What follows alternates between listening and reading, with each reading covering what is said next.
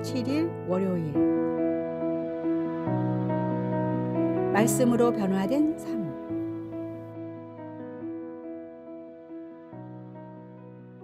일본에서 기독교 핍박이 극심하게 일어났던 근대에 우연히 성경을 한 권 받아들게 된 소년이 있었습니다. 명문 고등학교를 다니던 소년은 성경이 어떤 책인지 궁금해 틈만 나면 숨어서 읽었습니다. 몇 번을 읽다 보니 어떤 말씀은 믿어졌고 어떤 말씀은 이해가 되지 않았습니다. 성경도 겨우 구한 마당의 주석이나 경건서적은 구할 수도 없었기에 소년은 다른 도움 없이 오직 본문만으로 성경을 이해해야 했습니다. 여전히 성경이 완전히 믿어지지는 않았지만 반복되는 묵상 중에 소년은 주 예수님을 구세주로 영접하는 놀라운 경험을 했습니다. 청년이 되어서는 몰래 전도를 하다가 발각되어 감옥에 들어갔는데 거기서도 어렵게 구한 쪽 성경과 외운 말씀을 묵상하며 말씀을 파고들었습니다. 출소 뒤 마음 편히 성경을 읽을 수 있는 시대가 찾아오자 청년은 신학을 전공하며 더더욱 열심히 말씀을 연구했습니다. 아내가 불의의 사고로 세상을 떠났을 때도, 딸이 세상에서 방황할 때도 손에서 성경을 놓지 않았습니다.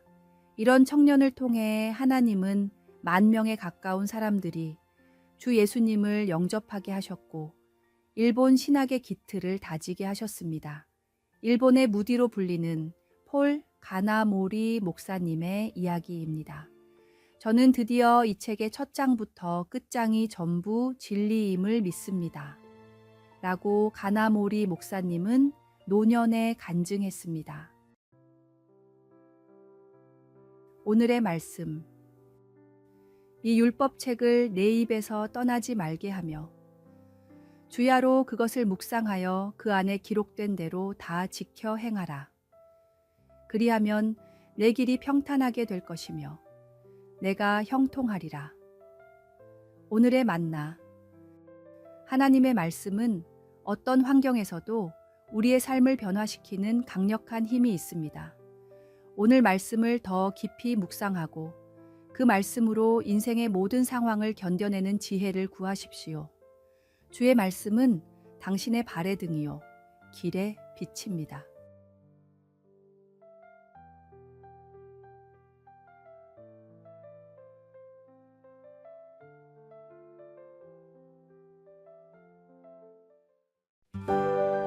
(4월 8일) 화요일 부끄러움을 넘어선 능력.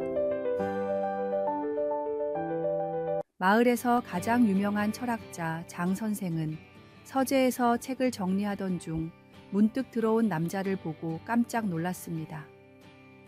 그의 옛 제자 민수였습니다. 아이고 10년 만이네. 너 지금 뭐하니? 대학 교수, 연구소. 민수는 웃으며 대답했습니다. 아니요 선생님. 저는 요즘 길거리에서 복음을 전하고 있어요. 뭐라고? 장 선생의 눈이 동그래졌습니다. 우리 반에서 가장 뛰어났던 내가 길거리 설교자라고. 장 선생은 안경을 벗고 한숨을 쉬었습니다. 내가 읽은 니체와 칸트는 다 어디 갔니? 그 잠재력을 가진 내가 길거리에서 미신을 떠들다니. 민수는 차분히 물었습니다. 선생님은 50년 동안 가르치셨는데 선생님의 철학이 실제로 한 사람의 인생을 완전히 바꾼 적이 있나요?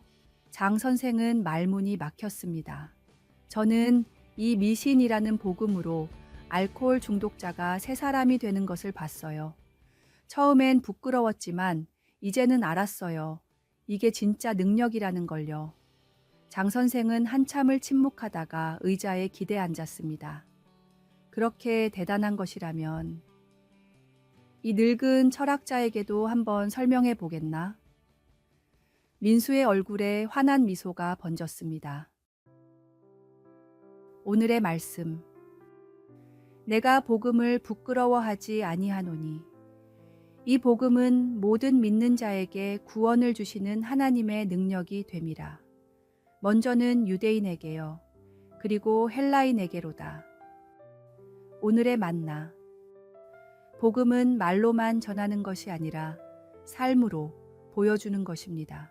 오늘 하루 당신의 행동이 어떤 복음을 전하고 있는지 생각해 보십시오.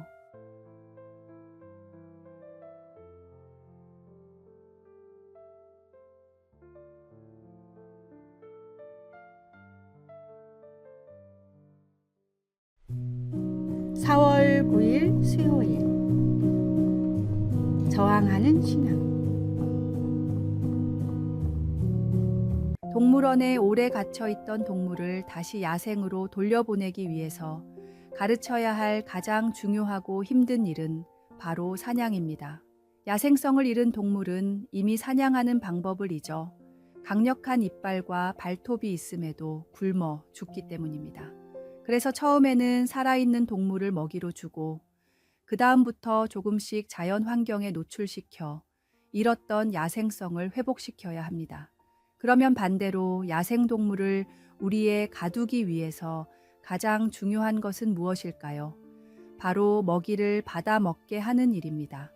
수족관에 돌고래를 가두고 죽은 생선을 주면 처음에는 입도 대지 않습니다.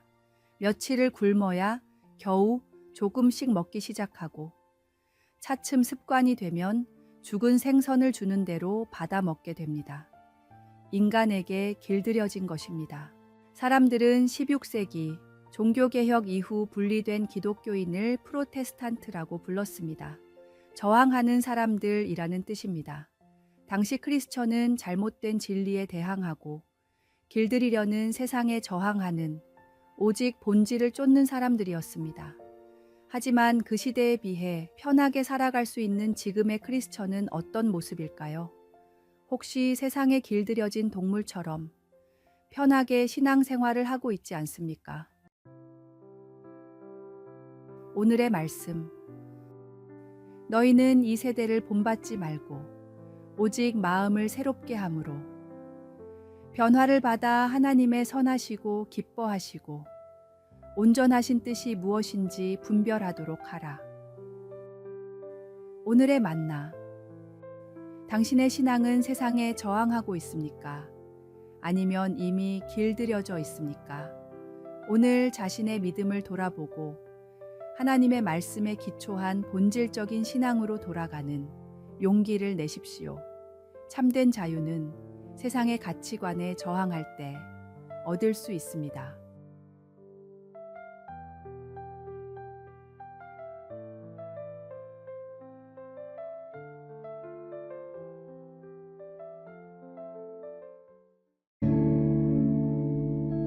(4월 10일) 목요일. 가짜와 진짜.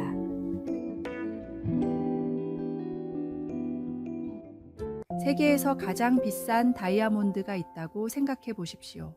그 다이아몬드와 완벽히 똑같은 모조품이 있습니다. 사람의 눈으로는 구분할 수 없는 완벽한 인조 다이아몬드입니다.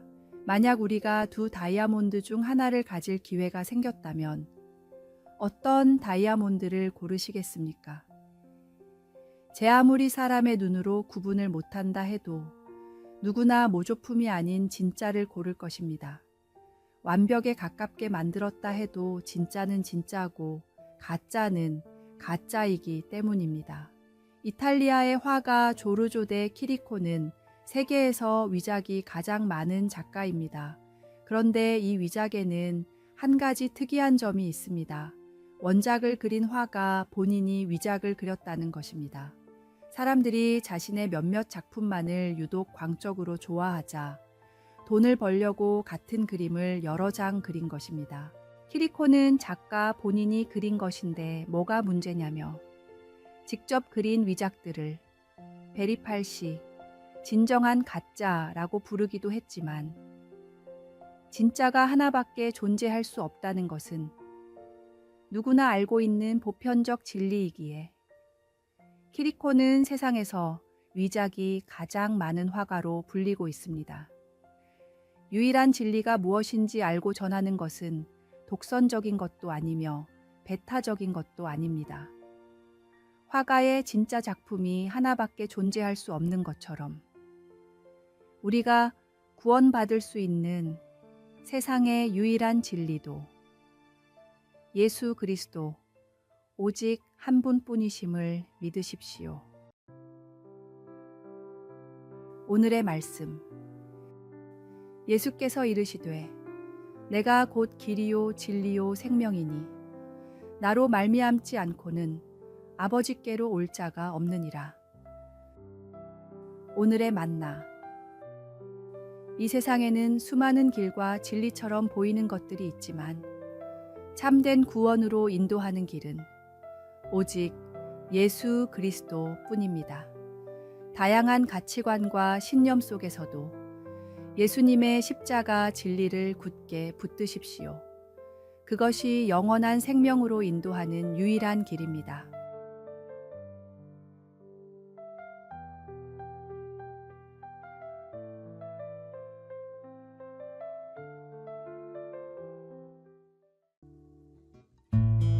(4월 11일) 금요일. 살아있다는 증거. 한 마을에 늘 웃음이 넘치던 노인에게 오랜 친구가 찾아왔습니다. 무슨 일이 있나 친구여? 노인이 물었습니다.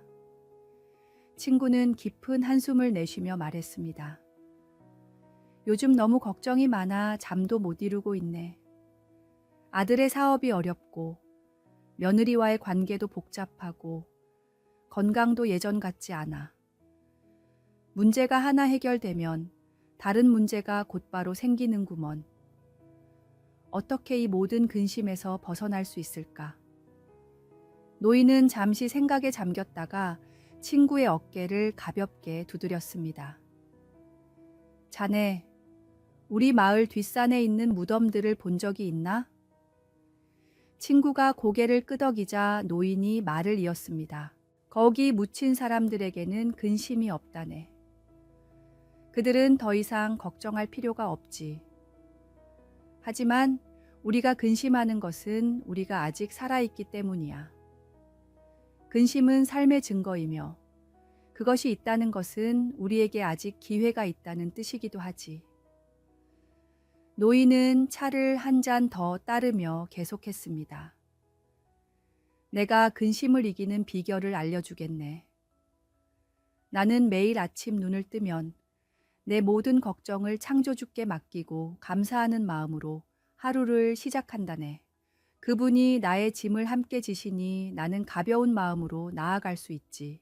전능하신 창조주를 의지하는 사람들은 세상의 문제에 낭망하지 않습니다.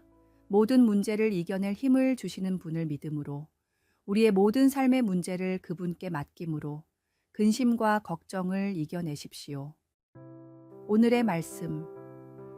아무것도 염려하지 말고 다만 모든 일에 기도와 간구로 너희 구할 것을 감사함으로 하나님께 아뢰라. 오늘의 만나. 근심은 우리 삶의 일부이지만 그것이 우리의 전부가 되어서는 안 됩니다. 믿음으로 걱정을 기도로 바꾸어 보십시오.